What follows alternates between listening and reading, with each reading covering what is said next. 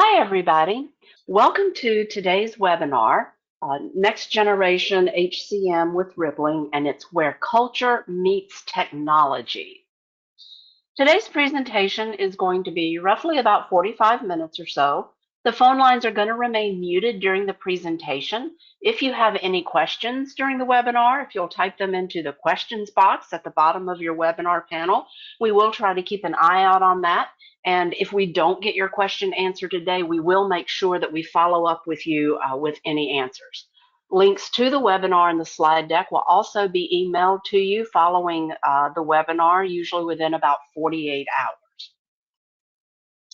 My name is Paralia Boos, and I know several of you that are out there today. I am a certified public accountant, and I've been with Net at Work since 2008, mostly on the consulting side, and moved over into the solution engineer spot about a year and a half ago. And Harold? Thank you, Paralia, and welcome everyone. Great to see everyone here today. My name is Harold Ford. I'm the practice director for our employee experience business unit here at Net at Work.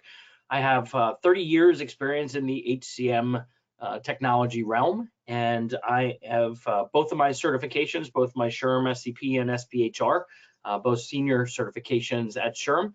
I'm a national and local member, and I am the past president of my local chapter. A little bit about Net at Work before we get started with our topic today. Our purpose is to help our clients unleash the power of their business. And we do this, we help them develop and implement transformational strategies, not only with technology, but also within their culture and things like that. We're not just another vendor, we want to be a partner and a trusted advisor. Okay, we want clients to come to us so that we can help them with their problems, not just advise them on their software. We want to help them grow, help them maximize their profitability, and also, particularly on this team, improve not only the employee experience, but therefore improve the customer experience by way of that. In our ecosystem here at Net at Work, over on the employee experience team, we have several products that we work with. One of them we'll be talking about today is Rippling, and we also have ERP teams, CRM teams. We also have cloud and managed services for those of you who might not have internal IT or want us to host or something like that. So those are also options within our ecosystem. In the ERP space, you'll often hear people talk about something called a digital operations platform. We've taken that to heart here on the HCM side and adapted this little slide. To most people, HCM is a lot more than employees and other people in your organization think that it is. It starts with recruiting, it goes through HR, time entry, payroll, and then even around that are things that have to happen like your performance reviews, reporting, learning management for your employees, their time off plans, their benefits, there's compliance that you have to deal with, and your policies and workflow and communication and GL and payroll taxes and all of those things as well are all part of this digital operations platform. And we're going to be talking about Rippling today as it relates to this particular platform guide. On today's agenda, we're going to talk about organizational culture. We're going to talk about 4 key technology drivers for culture. And we're also going to show you some use case examples with Rippling and how Rippling can help positively drive your culture as well. And I'm going to let Harold take over for a bit.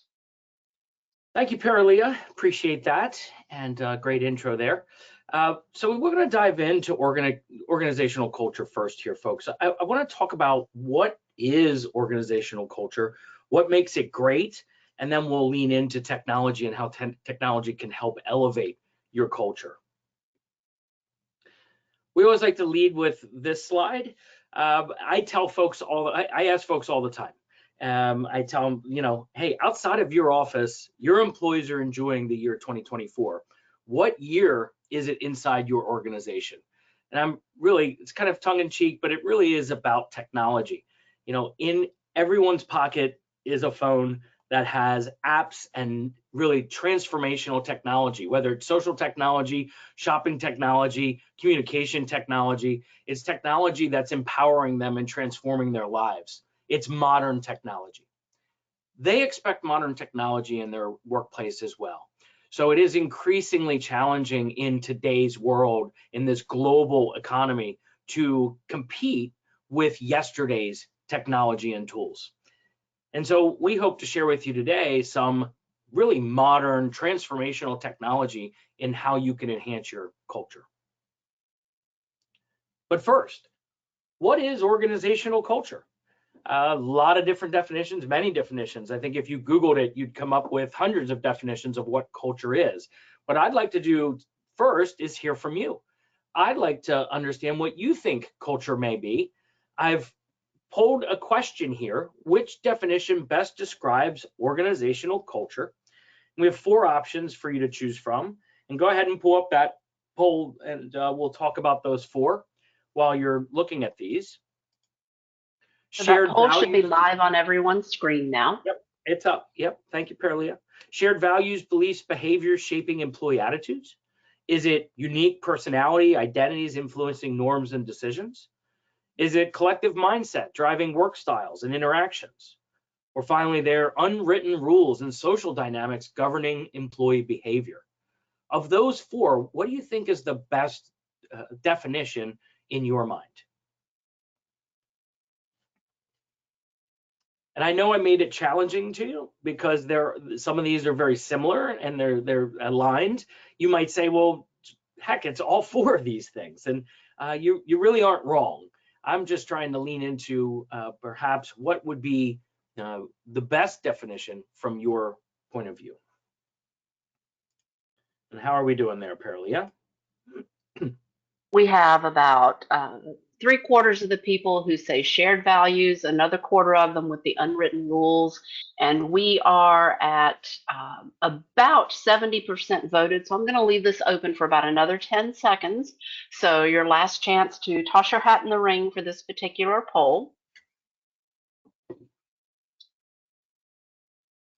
And I'm going to go ahead and close that down, and I will share out the responses with you. There we go. So it looks like the first option, shared values, beliefs, behaviors shaping employee attitudes, took the cake there at 80%. I'm going to share a little something with you folks. All 4 answers were provided to me by AI. I used ChatGPT, generative AI, to ask it what it thinks organizational culture is. It came up with multiple definitions as I kept asking it and tell me more. These were 4 answers that I received from it. So one thing is certain: organizational culture is many different things. Let's go ahead, Paralia, to the next slide and talk about first what we know about organizational culture. So we do know that it exists, right? It's embedded inside the DNA of an organization, and it's the collective and the habits of people in an org. Culture is really how organizations do things. We also know it's very complicated. Just those 4 definitions alone, it could be any one of those 4 definitions of what culture is. It's being able to see patterns of behavior in organizations. It is also really the company's immune system, keeping the good things and expelling the bad things. So it's a very complicated thing that we're talking about. But we also know that it plays a critical role in shaping behavior in an organization as well. And a great company culture makes for a stronger company. Their statistics show that Fortune 100s, in the best companies to work for, they outperform other organizations from a customer service perspective, from a revenue generation perspective, from a profitability perspective. The best companies to work for outperform others 3 to 1. So it's critical that we understand our culture, understand what shapes the culture, and understand what we can do to elevate that culture as well. We also know that culture is shaped, well, by culture. And there's lots of different cultures out there, external cultures and internal cultures within an organization. We have our own cultures outside of work, our friends, our family, our religious beliefs, the groups and clubs we belong to, the sporting teams we root for. We have cultures in all those microcosms. We also have national and state and local cultures, whether that is because of government, from a federal level, our political beliefs. It could be just locally, what's shaping us in our own neighborhoods. And then certainly within organizations, you see subcultures within departments, committees, within different roles. You might have a group of individuals that are all in the same role, and they have their own kind of microculture that is different perhaps than another group of individuals, maybe in a different department. How many times have you looked at an organization and you said, as a whole, the organization, I could sense its culture, and then this one department is very unique in the culture in which it has. So we know that culture is shaped by all these different things in our lives, all these different groups and that we belong to, both external to work and internally as well. We also know that culture is dynamic. It is changing all the time. And it changes in response to both internal and external changes that are occurring. And the change that happens within culture, we know, can move in very large ways. Think about when there's a crisis. If there's some sort of external crisis like the pandemic, culture can shift very, very quickly. Culture can also shift from a variety of different external factors. They could be political factors like laws and regulations that are enacted, economic factors like a recession or a market crash, or even the way people change how they spend their own money. We could have industrial changes, our competitors and the influence of our competitors to our own culture, social responsibility, and then certainly technology, external technological changes that are happening. And you just think in the last year to 18 months, the drastic and exponential changes that AI from an external force have put on an organization and how that can change a culture as well. Certainly on the right-hand side, there are internal factors, our people, our leadership. How does our leadership lead? The nature of the business. One company's culture very different from another company's culture, could have the same type of roles, same type of responsibilities, same type of leadership. The nature of work might be slightly different culture, different support systems. And certainly internally, technology drives cultural change as well. And what I find interesting is I've done a lot of research on organization and culture, studied a lot about culture. One thing's apparent when we talk about internal and external factors, there is a commonality, and that is technology. Both external technology and internal technology plays a huge part in changing the culture of an organization, positively or negatively. So how does culture change in a positive light? Well, there's some key drivers. And through a strong culture, we know we get from our people, we get things like better engagement and stronger engagement. We get better retention. We get increased productivity. We get more creativity. We get better customer service. These are all the things that we strive for in an organization, in our companies. And so these drivers that I put up here, these puzzle pieces that I think are really key in maintaining and elevating an organizational culture are super, super important. Certainly things like credibility, being very trustworthy, honest, ethical, having respect, recognizing people's efforts, seeking input, caring for others within the organization. And that caring for others ties respect into belonging. Fairness, treating people fairly. That's fair opportunities, fair pay scales, pride in someone's work, pride in their role, pride in their team, pride in their company and the brand that they support. Certainly values and core values within an organization is a critical driver in organizational culture. And best workplaces in the world today are led with shared core values rather than rules and policies. We want to engage and empower our individuals, and we can do that through a shared core value. Certainly DEI, diversity, equity, and inclusion. And I talked about fairness, having fair opportunities. That's kind of equality. When I talk about equity, when you say equality, you're treating everyone the same way. Equity is providing resources to individuals that they need uniquely to be successful. Last one there that I'll talk about, innovation. Innovation, allowing us to express ideas, make suggestions.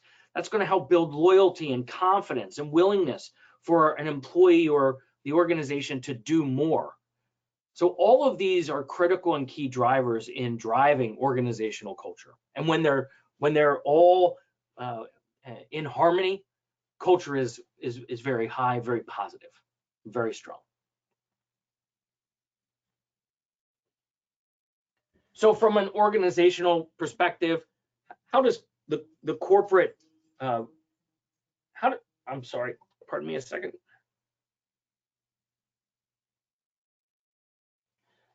Sorry about that.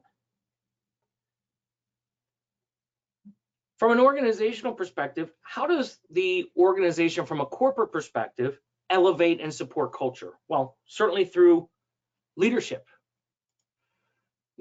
We want inspirational, aspirational leaders. We want intentional leaders that drive desire, give meaning to work, incite collective action. We certainly need a vision. We need to know what we aspire to be in the organization, and that is driven by leadership. We need a mission statement. We need to understand what our purpose, why do we exist? Why does our company even exist? I talked about core values, but core values are those beliefs and principles that shape the business. Who are we? What do we do? Why do we do it? And when core values and the mission and the vision is deeply ingrained in the organization, they become the foundation on how the employees interact with one another, how they make decisions, and ultimately how they contribute to the success of the organization. Core values, the vision, the mission, our policies and formal systems, these can all engage and empower our teams, which can boost all the things I talked about before: innovation, creativity, productivity. From an HR side of the fence, I've listed some items here as well. We're going to dive into these a little bit more as we're relating them to technology, but certainly how the organization is structured and the reporting relationships to the organization, our recruitment practices, how we conduct performance appraisals, what we do around rewards and recognition, and our compensation plans, and also areas like training and development. How are we supporting our folks for growth? And these are just a couple examples here of how HR can support and elevate culture. I've picked these specifically because they're going to tie into the rest of the presentation. So let's talk about technology and how technology can support culture. Well, we know that technology enhances culture when technology is done right. It helps facilitate transparency, connection, trust. It allows us to build high-performance teams and reinforce positive behaviors. It allows us to have accountability one with another. And then technology, again, when done right, has those reports, analytics, and metrics to offer insights on how we can adapt and change as well, all for the betterment of the culture. So with that, let's dive into elevating culture with technology. And I want to provide you with 4 takeaways on how technology can elevate culture. And really technology, excuse me, I don't know if you can hear me or not. I'm taking pauses. I'm ill today. I'm doing as good as I can here. So I do apologize if you hear me coughing every once in a while. For the 4 areas of technology that we're going to talk about, I do truly believe that these areas, when done right and enhanced with the power of modern day technology, it can truly transform the employee experience. And those transformations are going to lead to a much more engaged workforce. So we really want to unleash the power of technology to enhance the human aspect of these processes. And those 4 areas: hiring and onboarding, learning and development, performance and well-being, communication and collaboration. And you might say to yourself, well, wait a second there, Harold, that's actually 8 things. Yes, you got me. There's 8. I coupled them together to give you really 4 key points here. So let's talk about the first one, hiring and onboarding. With hiring and onboarding, let's start with the hiring piece. Think about the detractors in your recruitment efforts when technology is done wrong. When we have bad technology or missing technology, is it easy for someone from a candidate perspective to apply to a position? And I'll give you an example. So my youngest son was about a little less than a month ago applying for his first job for the summer. He's in high school. He can drive now. Last year he was in theater all summer, so he didn't have a job. This year he's 16. He's getting his first job, and he started applying for jobs. And I gave him several job positions, open positions here locally that I thought would be a good fit for him. And he went through and applied. And I asked him how the application process went. And he said, I actually only applied to 2 of them. And I said, you only applied to 2 of the jobs. Why only 2? Which, by the way, he got one. The one that he wanted, he got that job. His orientation, actually, as a matter of fact, this afternoon. And I said, why did you only apply for 2 of the 5 that I gave you? And he said, the other 3 were way too tough. Like, I started it and I jumped right out. The process and the technology was so cumbersome for him. And by the way, not that cumbersome, right? But he's a 16-year-old kid, has all the apps on his phone that he ever wants and needs, knows how to use those apps efficiently, quickly, and in the manner in which he wants to use them. And he wants that same experience when he's applying for their job. And when he doesn't get that experience, he backs out. So he was not a candidate for 3 of those 5 jobs because of the experience. The application itself, the process that he went through, was not tailored for him. Some other areas to hiring there, messaging. When you're conducting interviews, when you're posting jobs, when you have the technology enabled and maximized, are you conveying your culture? Are you conveying your vision, your mission, your core values? When you talk about onboarding, is your onboarding portal easy to use for your employees coming on board? Is it streamlined? Is it custom tailored to meet their roles?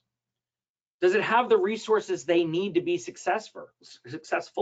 Does it foster a culture of continuous learning and continuous improvement? I was at a local SHRM meeting at the beginning of March.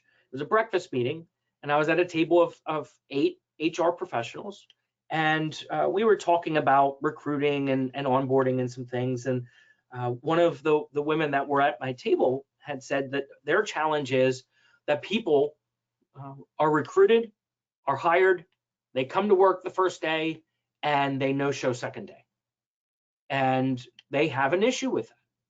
And we started talking about it, and certainly part of it was the realization that the job was tougher than they thought, but it's also what happens in that first day of onboarding and what they see around the culture of the organization. And they're finding very quickly that there's not a culture fit from the applicant side? What can we do to harness the power of technology to make it a much more inclusive and streamlined event for those individuals? So from a hiring and onboarding perspective, there's a lot of ways that technology can enhance all of these components. Learning and development. Are we building a culture of continuous improvement? Are we providing anytime, anywhere learning that fits individual schedules when they need the training? Are we defining that we're going to put them into a class on next Thursday? Are we providing micro learning, which is really bite-sized modular type content that's easily consumable, that we can conduct or they can get on the fly in short increments? Or again, is it a 3-day orientation class? You know, I have done a lot of HR and HR technology training over the years, and in my 30 years, I'll tell you, I can go back probably 25 years when I was conducting training classes for HR technology, and I would have our customers come to a training center, drive to a training center, spend 3 full days learning HR technology. Day 1, day 2, day 3, 9 to 5 each day, hour for lunch. That was the training. Today's world doesn't operate like that. We have micro learning. We call it express training, where we provide bite-sized chunks of training that is pre-recorded so our customers can get that training whenever they need it. So are we doing that, you know, in an organization today so our employees can learn and really at their time and their schedule whenever they need it? Are we adapting the learning based on their role or their career path? Is it based on where their current skills versus where they need to be and from a future skilling perspective are? Are we analyzing it down to the individual, or is it mass style training? What's the learning style of the training? You know, people have different learning styles. Not everything is a sit-down class. Not everything is like this, a webinar where people are looking at the screen. People are visual learners, certainly, but they're also auditory and kinesthetic learners. Are we matching their style for engagement? Are we providing gamification, badges, leaderboards, rewards, and recognition for attending and achieving classes or certifications? You know, how are we engaging them? How are we motivating them to take classes and learn? How do we codify the social aspect of learning? You know, that water cooler knowledge. How do we share knowledge one with another outside of classwork? How can we provide an avenue using technology to have employees ask and answer questions amongst their peers and build virtual communities? And then finally there, under tracking and analytics, you know, from an HR lens, there's a wealth of data behind all of this. Certainly things like completion of courses, assessment scores, but how about engagement metrics? You know, how was the learning initiatives effective for our individuals? What do we need to do to tweak or to change or to pivot to make them even better? So there's a lot of ways that technology can enhance the culture of an organization through learning and development. Performance, well-being.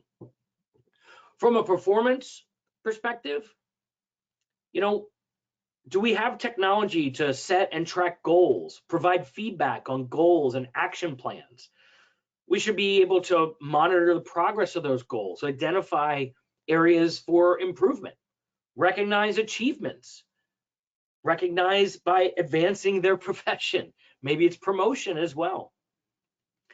Are we providing feedback and in feedback loops where we not only give, but also receive feedback in real time? Now that provides a culture of open communication and it helps foster development.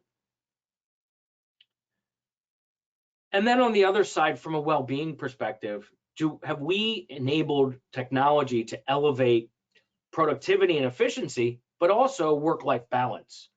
You know, we live in a world of remote work. We live in a world of flex time. Are we permitting our employees that benefit and allowing them to manage their time? Do we have technology supporting them by analyzing and managing their workload, setting priorities to workloads, balancing competing demands when there's multiple responsibilities?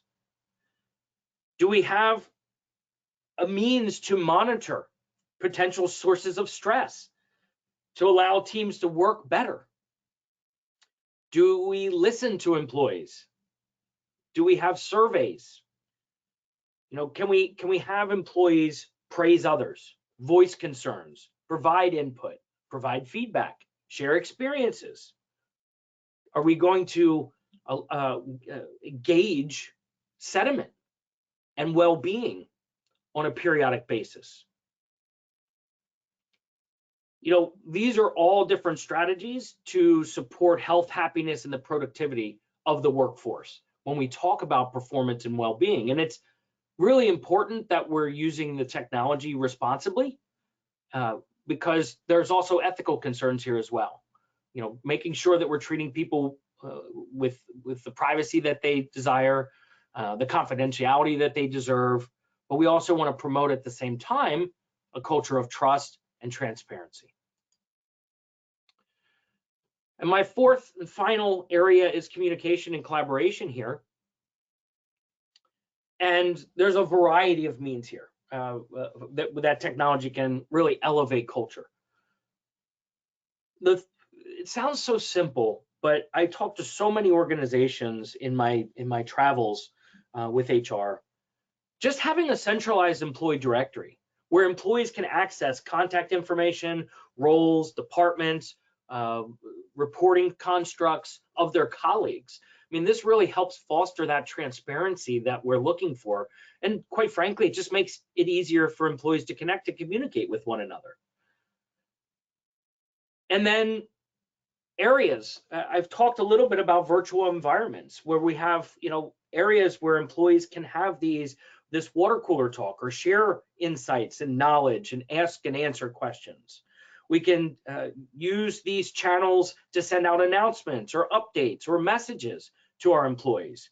We can disseminate company news, let's say, foster a sense of community. We can also use these tools for praise. We can use them for constructive criticism. We can use them for assistance. Ultimately here, we're providing a means and elevating our culture through a technological lens so people can work with one and maximize how they work and foster relationships one with another. It empowers peers to provide meaningful messages to each other, whether it's appreciation, whether it's support, whether it's learning. And again, metrics and insights, you know, identifying trends around communication channels, addressing any issues, making data-driven decisions to allow us to improve our culture. You know, culture cannot be driven from the top down. Organizations try, and typically they fail. As I said at the beginning here, it's in the DNA of an organization. It's the collective and the habits of its people. And if we can harness the power of technology to enhance all of that, then culture thrives. And with that, I'm going to pass over to Paralia again. I think she has a poll for you, and then she'll take you through some use cases of all the things that I spoke of. Paralia. Great. I am going to launch one more poll and just get you thinking, how does the HR technology contribute to elevating your workplace culture now? What do you have in place of these things? And this is a multiple choice question, and you can pick as many as apply. And that poll should be live on your screen now. So if you want to pop in and give us a few answers here, does your current technology, do you have the ability to offer a personalized onboarding to your applicants? Can you facilitate transparent communication and collaboration across your different teams? Do you have a means to provide opportunities for personalized and individualized growth? Does your culture and your technology support a work-life balance and the well-being of your employees? Can you foster inclusive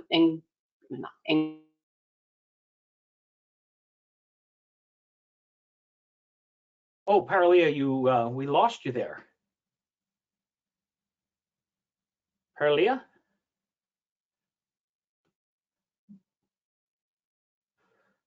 Let me see if I can message her to get her back. I think we lost her in channel there.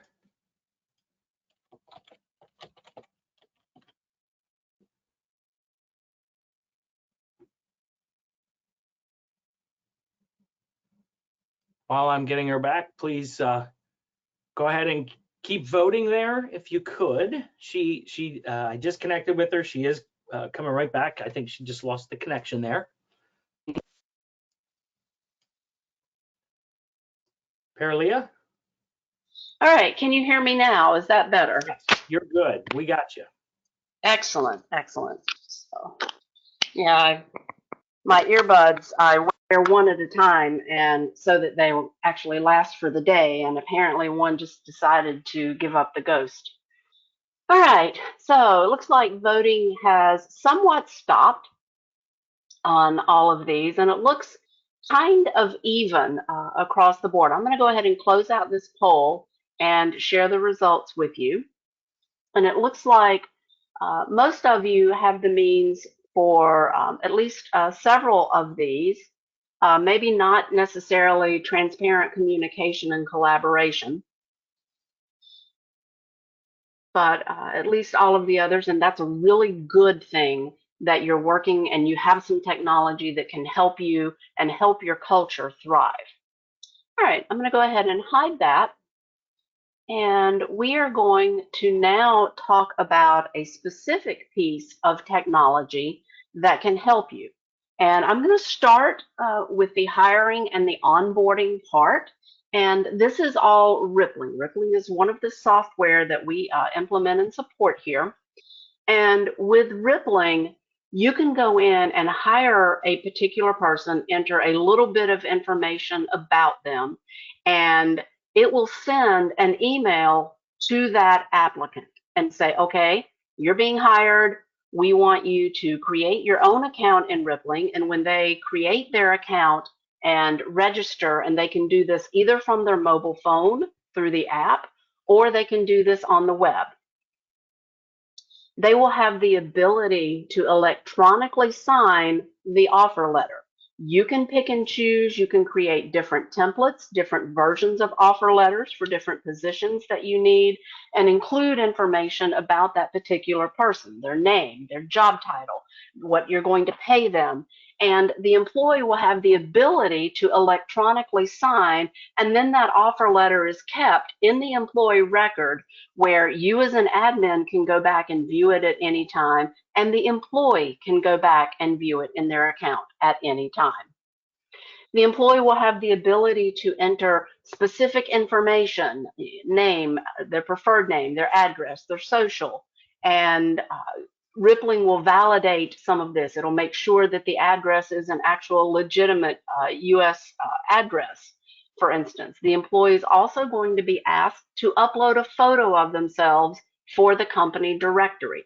They can choose from an existing photo, or they can take a picture at the time they're going through their onboarding steps. And this email you can send out to your employee before their hire date. They can go ahead and get a lot of this information taken care of before their actual hire date, before they ever start work. And giving employees that flexibility and this familiarity, maybe through the app on their phone and where they're coming in and being able to get some of this taken care of, this is going to show them that you're truly wanting to hire them and make them much less likely to ghost you on the first or second day. They can go through, they can set up their direct deposit, their bank accounts, and when they click on Add Bank Account, Rippling makes it easy for them. It'll show them here this picture of a check and where to find the routing number, where to find their account number that they're going to put this in. And then it has legal verbiage and asks the employee to actually electronically sign the fact that they want the direct deposit. During the onboarding, it will ask them about their tax information. It's going to look at where does the employee live, where are they going to work. It'll give them the federal tax form and whatever appropriate state tax form and that they're going to need to fill out for payroll purposes. And it's not just, oh, here's the form, fill it out. Rippling has taken those forms and translated it into a much more friendly question and answer session, even though Rippling will take the answers and put them on the actual form, including the electronic signature. Not only tax forms, but your employees will have the ability to go ahead and fill out the I-9. It will ask them, are you a citizen? And let them pick the appropriate one. And based on their particular response, it'll walk them through what else do they need to provide for the I-9. And they'll be able to upload images directly into Rippling against this I-9 based on the information that they're choosing from the particular list on the I-9. And then that I-9 gets routed to someone in the administrative side, on the HR side, to review it and fill out the rest of the company information.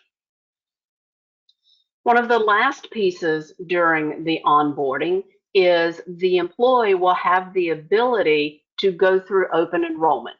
Even if they're not eligible for 30 days, 60 days, 90 days, they have the opportunity to go ahead and pick their benefits so that they're in place when their eligibility comes around.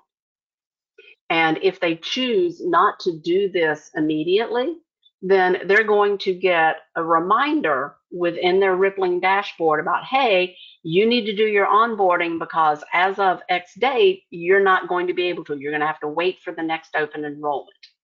And Rippling takes this whole onboarding exercise and puts it into a modern day framework that employees find easy to do, easy to navigate through, and something that people who are familiar with their phones and their apps, they can go through that and really bring that in. And so from not even day one, you're showing them that with technology, you want to invest in their best case for the future.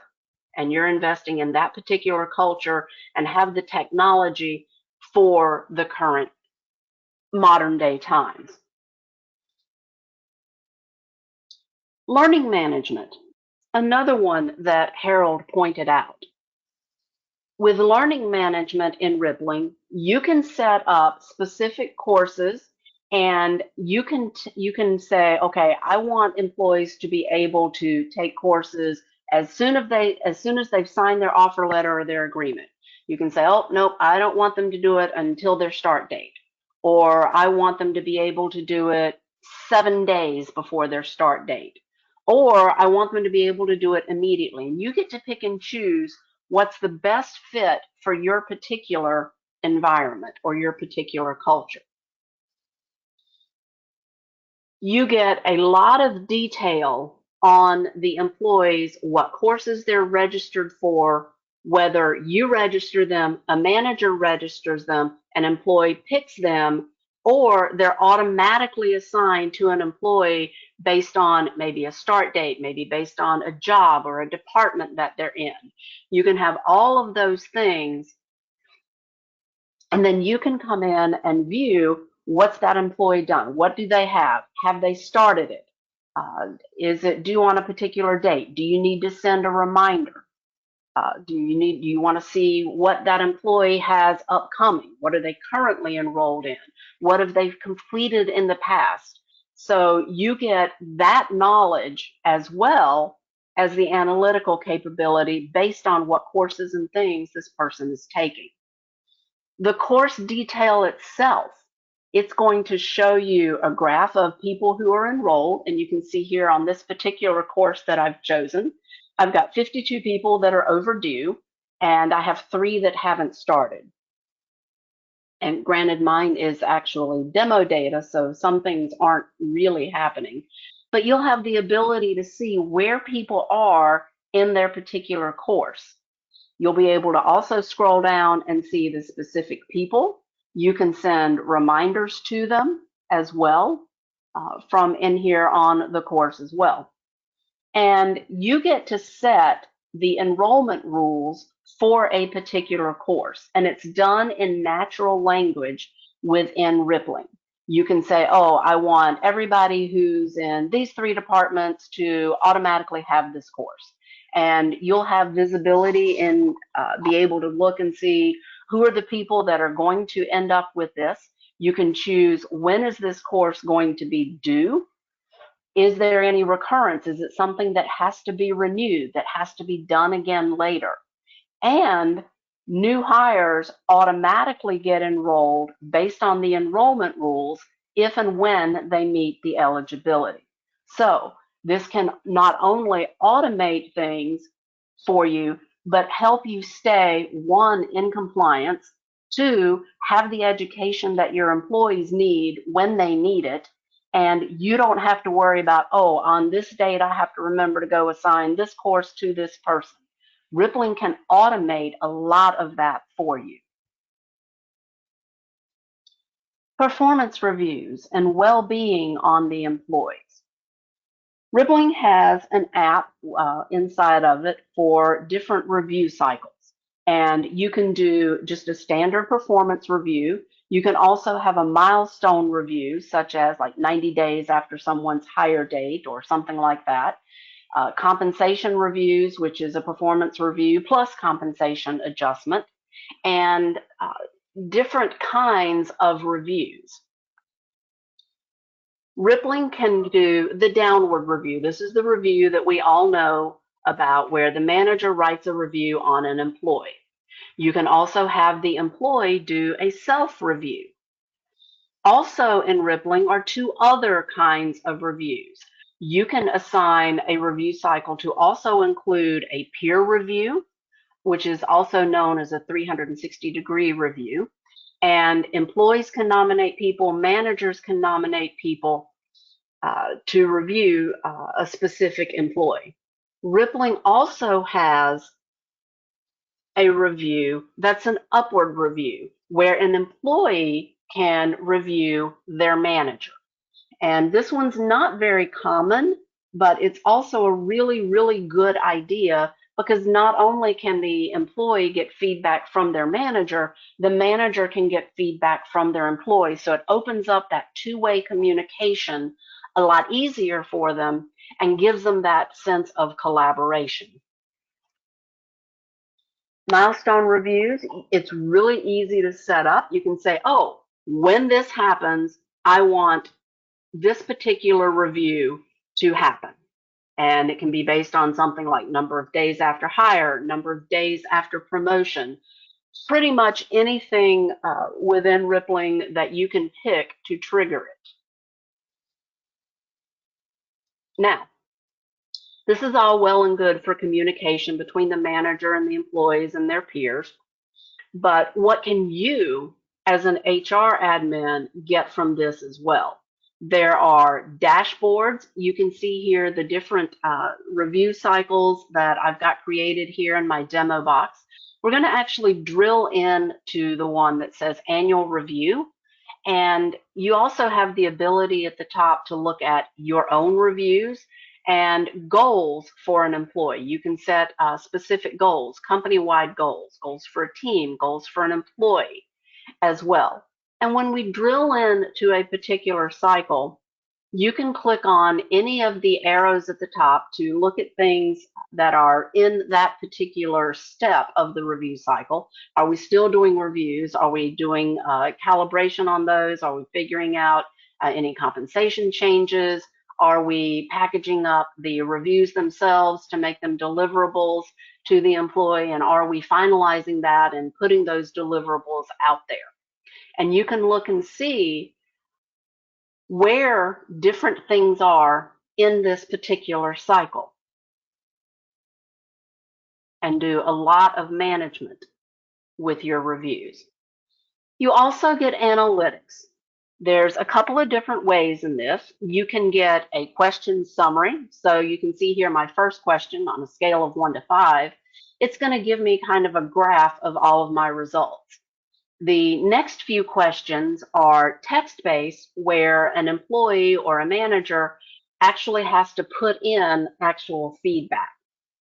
And you can actually drill into those and see the answers as well. You can, if I click on the first question that has the different colored graph, I can get a much more detailed graph and actually see the number of people who chose each particular response. And I can drill into that as well and get additional information.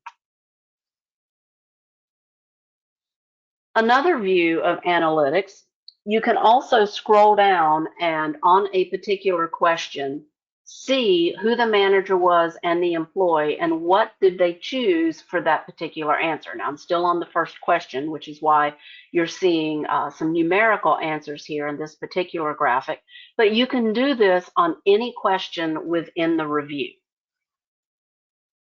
Here's one where this is a view for the employee where you can look at a person and look at all of the questions and all of their particular responses and what did they choose.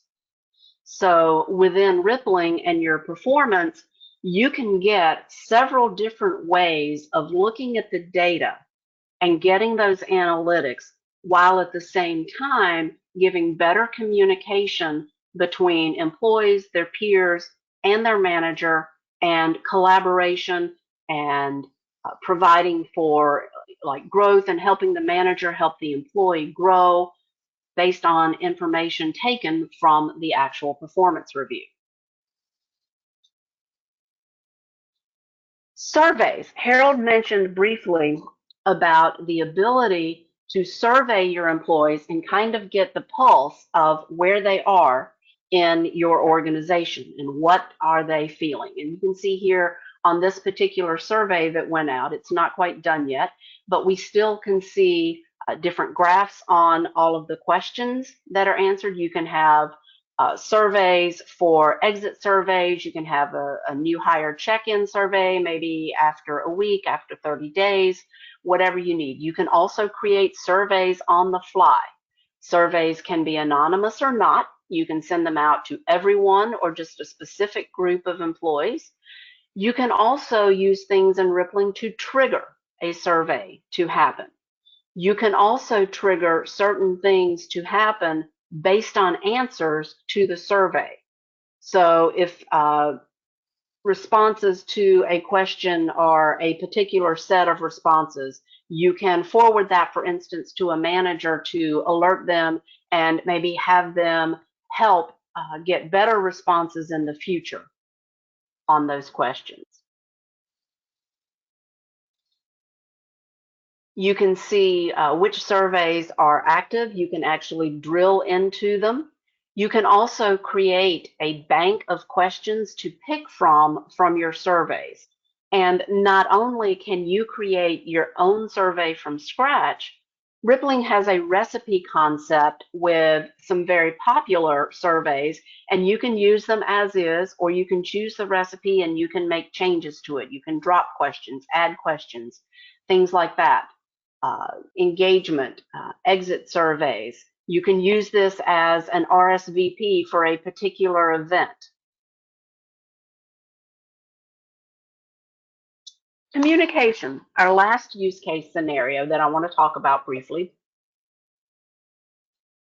There is a news feed within Rippling as well. It's available from the web and also from the mobile app, where employees can post up to a particular team, a particular department, company-wide. Managers can post, admins can post, kind of like what we use Teams for here at Net at Work, but this can build the collaboration within Rippling as well. It can also show information like who's out of the office today, who's out, maybe on vacation or something. Who are our new hires? Who's got a work anniversary or a birthday?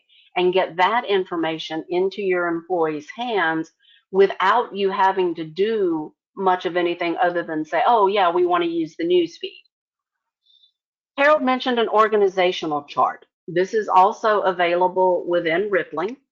They can look anywhere within your company organization chart, either on the web or in the mobile app.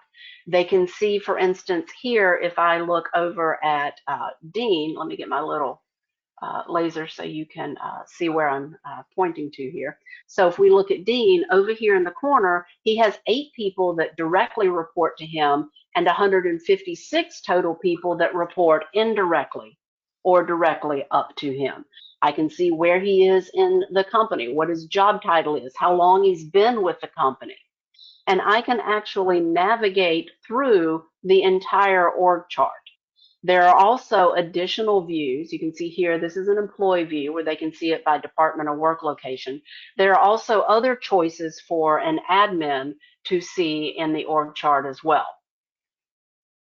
Speaking of communication, there are additional surveys that can help foster communication. There are team activities in here, the 2 truths and a lie, and kind of a little fun, familiar format, or surprising facts, birthday wishes, if you wanted to query your people who work remotely as opposed to the people who are in the office. Those are all also pulse surveys that are included in the recipes within Rippling. There are also some apps that can integrate for recognition and perks for your employees as well, if you're interested in providing even additional perks for that. And speaking of communication and the mobile app and everybody being tied to their phone, just to give you a sample of things that are available for your employees in the mobile app, the people directory, that would be the org chart. Okay. This is what they see when they first log in, their different menu options. They can go into the news feed and scroll through the news feed, scroll across and see like the out of office, the new hires, the birthdays, all from their mobile phone.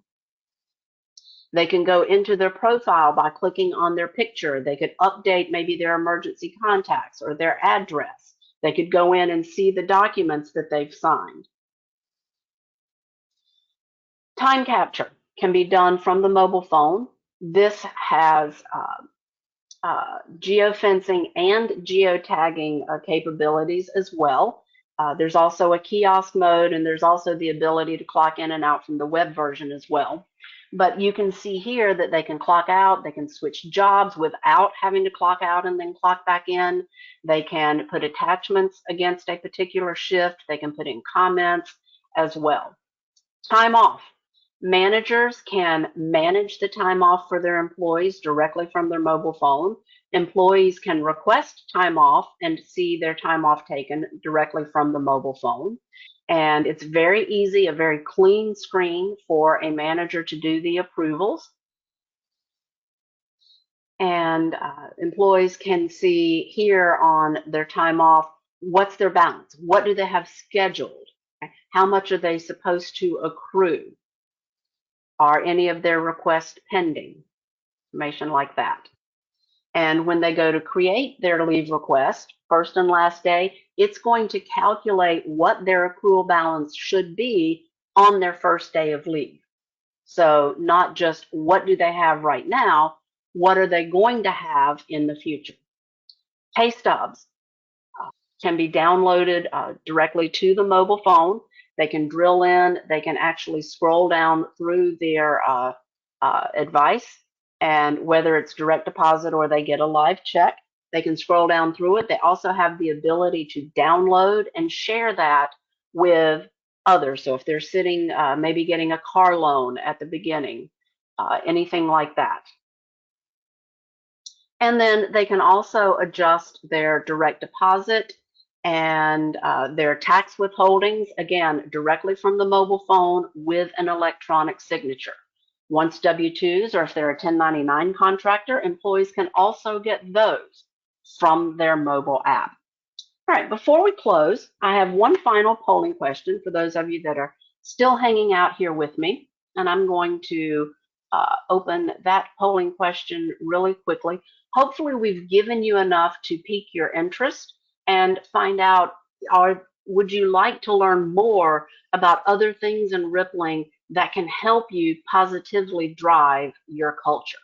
So if you want to drop in your answers, for some of you, you might be already looking for software or beginning to look. Maybe you're not going to look now, but maybe in the future. So by all means, and votes are coming in. So I am going to close that down in about another 5 or 10 seconds.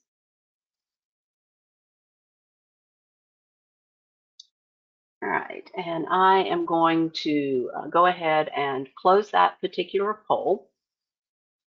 And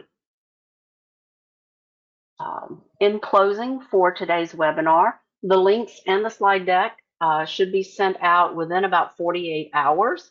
I don't think we have any additional questions that we've not answered, but there are more resources on our website as well. You can also get back to some webinars that were done in the past, as well as signing up for new ones, our blogs, our resource library. And with that, Harold and I want to thank you for hanging out with us today. And hopefully you've found some of this interesting and at least a few things that you can take back. Harold, any closing comments? I don't have anything, but thank you so much. We know an hour of your time is really critically valuable, so we're glad you had time to share it with us, and we really do hope this was valuable to you. If you have questions, please feel free to reach out to either Paralia or I. We're happy to answer your questions offline. Thank you so much. All right, and that will conclude today's webinar.